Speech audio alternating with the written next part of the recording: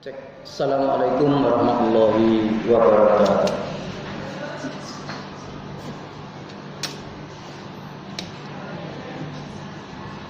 Alhamdulillah.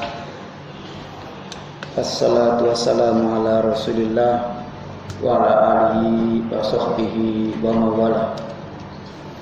Asyhadu an la ilaha illallah wahdahu la syarikalah wa asyhadu anna Muhammadan abduhu wa rasuluhu alladzi la nabiyya ba'da.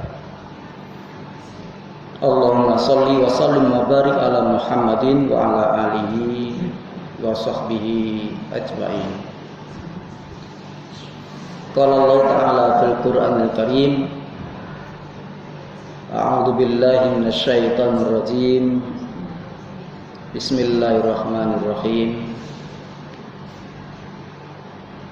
Ya ayyuhalladzina amanu taqullaha wal tanzur nafsum ma qaddamat lighad wattaqullaha innallaha khabirum bima ta'malun. Para ustaz-ustadzah serta anak sekalian yang saya cintai, alhamdulillah kita bersyukur kepada Allah Subhanahu wa taala. Pada hari Jumat pagi ini kita senantiasa mendapatkan keberkahan, mendapatkan karunia yang luar biasa besarnya dari Allah Subhanahu wa taala. Nikmat sehat, nikmat keselamatan, nikmat iman, nikmat Islam, dan masih banyak lagi nikmat-nikmat yang lain yang tentu kita tidak akan bisa menyebutkan satu persatu. Pada pagi yang berbahagia ini, Pak Rofi ingin sampaikan satu motivasi, 4 dasar untuk kita agar tetap menjadi manusia-manusia yang senantiasa cerdas. Yang pertama, agar kita senantiasa bisa cerdas, bisa pinter. Yang pertama yang harus kita lakukan adalah tidak banyak berbicara. Berbicara yang bermanfaat, berbicara yang penting-penting saja. Kalau kita banyak bicara,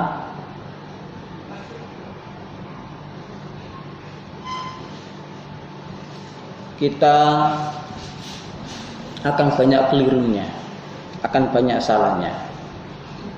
Karena salamatul insan fi hifdzil lisan. Keselamatan manusia itu terletak pada lisannya.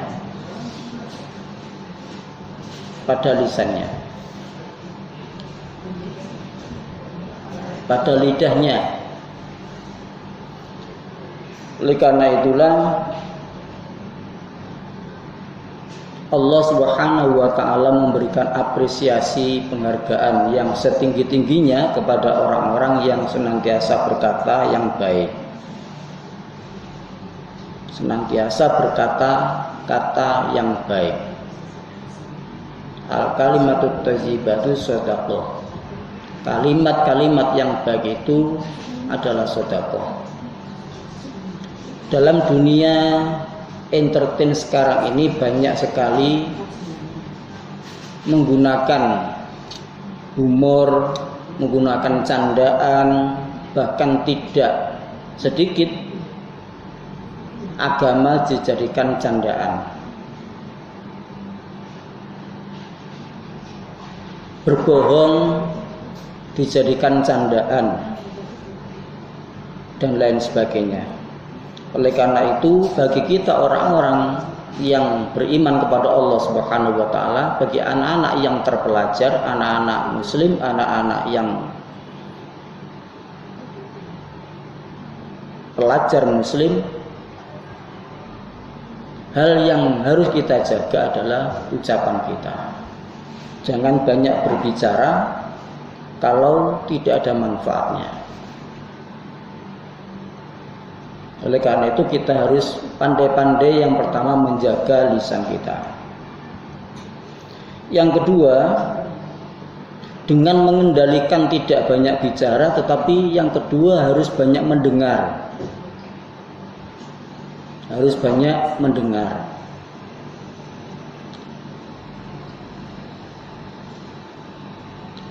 Itulah diantara manfaatnya Allah Subhanahu wa ta'ala menciptakan satu lisan dan dua pendengaran.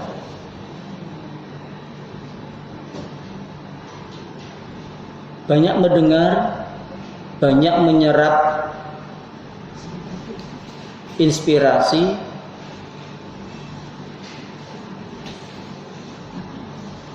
banyak mendengarkan mau'idhah hasanah, banyak mendengarkan nasihat-nasihat yang baik, banyak mendengarkan ketika para ustadz dan ustadzah mengajar. Kita bisa bayangkan kalau dalam kelas kemudian semuanya berbicara, sementara ustadz-ustadzah menerangkan, yang lainnya bicara, yang satunya bicara, yang satunya ngerumpi, ngobrol satu sama lain, maka tentu kita tidak akan mendapatkan apa yang disampaikan oleh para ustadz-ustadzah, ilmu-ilmu dasar, ilmu-ilmu pengetahuan yang disampaikan pada hari itu. Oleh karena itu pada taraf pembelajaran, pada taraf menuntut ilmu, kita kurangi bicara kita tahan bicara kita, dan kita gunakan dua telinga kita. Seperti pada pagi ini kita mengawali dengan doa sentral, membaca surat Al-Kahfi secara sentral, dan mengikuti pembinaan pagi secara sentral. Maka yang kita lakukan adalah mengunci atau mengurangi bicara kita dan menggunakan dua telinga kita dengan banyak mendengar. Dengan banyak mendengar itulah kemudian kita akan mengambil hikmah-hikmah dan mengikuti yang terbaik. Alladzina yastami'unal qawla fayattabi'una ahsanah. Ulaikal ladzina hadahumullah wa ulaika hum ulul albab. Di antara ciri orang-orang yang mendapatkan petunjuk dari Allah Subhanahu wa taala dan orang-orang yang senantiasa berpikir, orang-orang yang senantiasa cerdas itu, kata Allah, alladzina yastami'unal qawla, yakni orang-orang yang menggunakan dua telinganya untuk mendengarkan kata-kata, mendengarkan kalimat, mendengarkan nasihat-nasihat, fayattabi'una ahsana, dan kemudian mengikuti kata-kata nasihat yang didengarnya itu dari hal yang baik diikuti.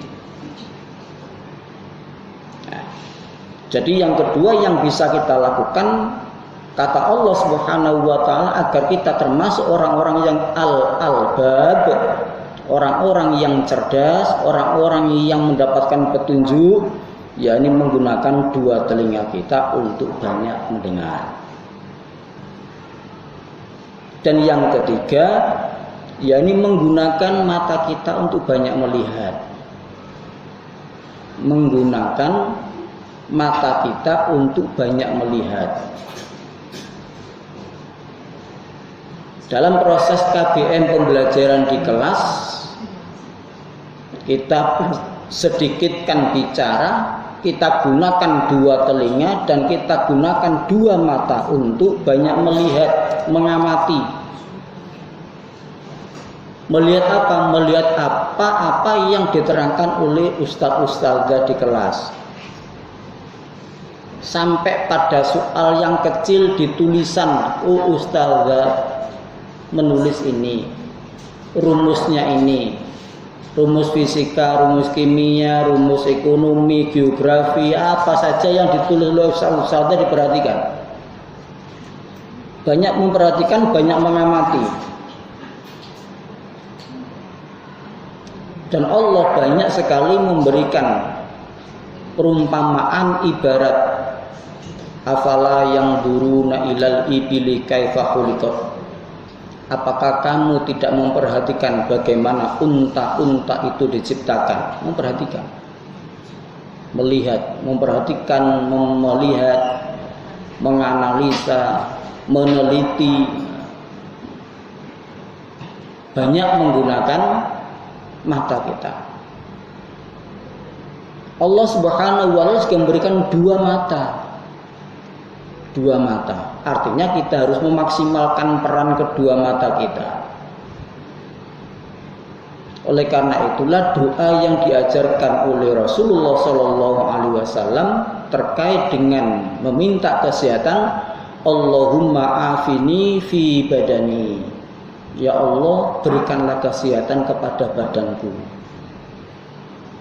Wa afini fi sam'i, dan berikanlah kesehatan kepada dua telingaku. Wa afini fi basori, dan berikan penglihatan atau kesehatan kepada penglihatanku. Ini penting.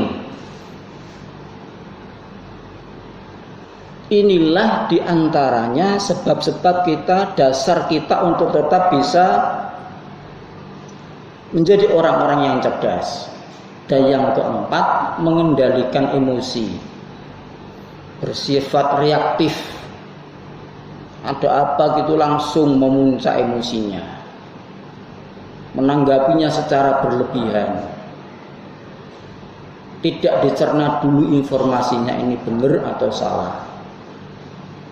Maka ketika mendapatkan informasi-informasi yang menyulut emosi kita, maka carilah klarifikasi, tabayun.